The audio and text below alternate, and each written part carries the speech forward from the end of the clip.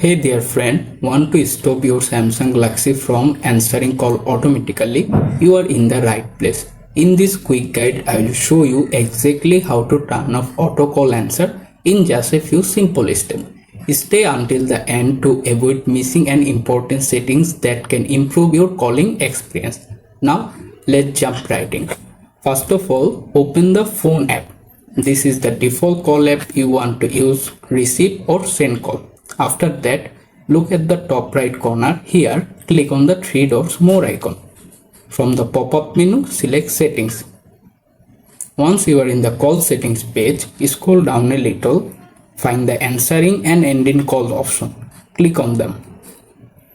After that, scroll down again, look for the answer automatically option, tap to open it. Right now this option is turned on by default. Simply tap on it to turn it off.